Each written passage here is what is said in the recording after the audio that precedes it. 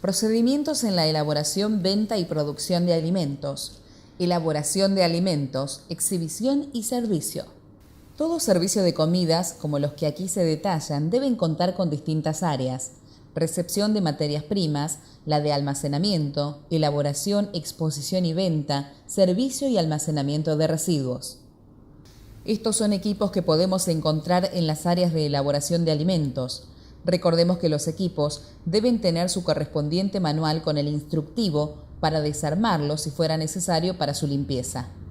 Aquí vemos otros equipos. Recordemos que las instalaciones tienen que ser adecuadas para garantizar la limpieza correcta y la seguridad del establecimiento.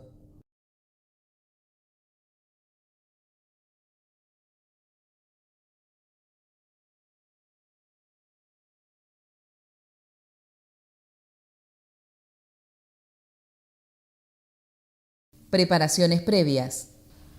Para evitar la contaminación y el deterioro de los alimentos, es necesario volver a controlar el estado de las materias primas al momento de su elaboración. A su vez, no se debe descuidar la higiene personal y, para evitar la contaminación cruzada, utilizar utensilios y equipos diferentes para crudo y cocido. La utilización de colores diferentes en mangos y utensilios es un método práctico para evitar la contaminación cruzada. Para que los ingredientes refrigerados se mantengan lo más frescos posibles, es importante trabajar por tandas y mantener el resto de los alimentos en la heladera. La preparación se mantendrá segura en tanto no supere los 10 grados centígrados al centro del alimento y se almacene tapada y rotulada. Para sanitizar las frutas y verduras que se consumen crudas, es necesario limpiarlas y colocarlas en una solución desinfectante, ya que no van a someterse a altas temperaturas. Primero es necesario lavarlas con agua potable para eliminar la suciedad visible, luego sumergirlas 10 minutos en una solución desinfectante de agua con lavandina. Posteriormente, se deben enjuagar con agua y unas gotitas de vinagre y así ya están listas para consumirse o guardarse en refrigerador. Al momento de elaborar alimentos, se deben tener en cuenta no superar las 2 horas dentro de la zona de peligro, es decir, de 5 a 65 grados. También hay que trabajar en mesadas separadas, según las materias primas estén crudas, cocidas o listas para consumir. Las sobras de comidas no se pueden reciclar para elaborar otro ingrediente. Se debe recordar que al congelar los alimentos las bacterias no mueren, sino que se mantienen en estado latente. Bastará con descongelarlos para que comiencen a multiplicarse nuevamente. Es por este motivo que la descongelación indebida puede ser riesgosa y generar contaminación. Las alternativas son diversas dependiendo del tipo de alimento. Una opción es la heladera, pero hay que considerar que este proceso tardará 24 horas por kilogramo de alimento, por lo que no es un método rápido. Descongelar en el microondas es una práctica segura, pero siempre que el alimento se utilice inmediatamente luego de ser descongelado. Por último, la cocción directa se puede considerar para alimentos de poco calibre, como milanesas, empanadas, papas fritas, hamburguesas o pastas frescas que ni bien se sacan del freezer, se llevan a fritura, plancha, hervor u horno. Descongelar los alimentos en la mesada o bajo el chorro del agua caliente son siempre métodos riesgosos. Hay que tener en cuenta que si un alimento se descongela, no se puede volver a congelar, a menos que cambie su estado de crudo a cocido. No descuide los productos semi-elaborados como rellenos, ya que también pueden contaminarse si se guardan inadecuadamente. Siempre se deben refrigerar o congelar con etiqueta, rotulado y en un equipo exclusivo. Tratamientos térmicos. Cuando se somete a temperaturas por encima de 75 grados en el centro de los alimentos, se logra destruir a las bacterias patógenas. Esto siempre y cuando la temperatura se mantenga un tiempo considerado, dependiendo de las características del alimento. Uno de los tratamientos térmicos es la pasteurización, que se aplica en distintos tipos de alimentos como leches y jugos de fruta envasados. Este método reduce las bacterias patógenas, pero no elimina las esporas si las hubiere. La esterilización se realiza solo a nivel industrial con aparatos especializados.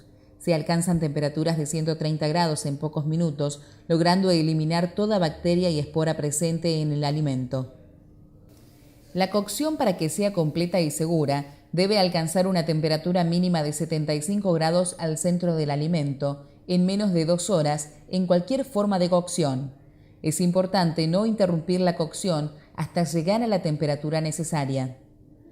No deben tener partes rosadas las carnes blancas, jugos rojos, las carnes rojas, ni partes líquidas los huevos. Si así fuese, existe riesgo de algún tipo de contaminación en el alimento. Temperaturas adecuadas de proceso.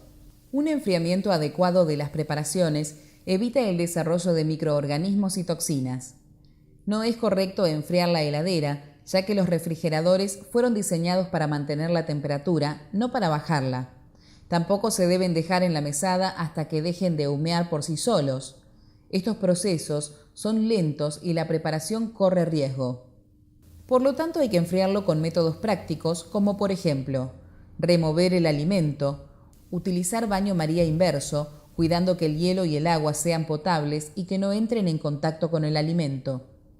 Utilizar fuentes poco profundas. Cortar los alimentos en porciones o usar recipientes de materiales que permitan una mejor transferencia del frío. Es fundamental que las preparaciones no estén más de 2 horas en las temperaturas de peligro y que no se apilen bandejas en el refrigerador. Los productos terminados que no se consumen en el momento deben almacenarse en heladeras o cámaras con temperaturas de 0 a 5 grados, tienen que estar tapados y rotulados en recipientes aptos para alimentos y estos no se pueden apilar, ya que no reciben adecuadamente el frío. Los equipos donde se almacenen los productos terminados deben ser de uso exclusivo. El recalentamiento se puede realizar solo una vez en una preparación y la temperatura debe ser de 75 grados en el centro del alimento. No es seguro recalentar tibio, debido a que es zona de peligro donde las bacterias se reproducen rápidamente. Se debe alcanzar la temperatura indicada en menos de 2 horas, controlar el centro del alimento, recalentar solo una vez y no reutilizar sobras para elaborar otros alimentos. Es importante controlar la temperatura en los equipos que mantienen los alimentos. Una vez que pasaron 2 horas de exposición de los alimentos, se deben descartar. Nunca reponer nuevas raciones sobre los que ya están exhibidos.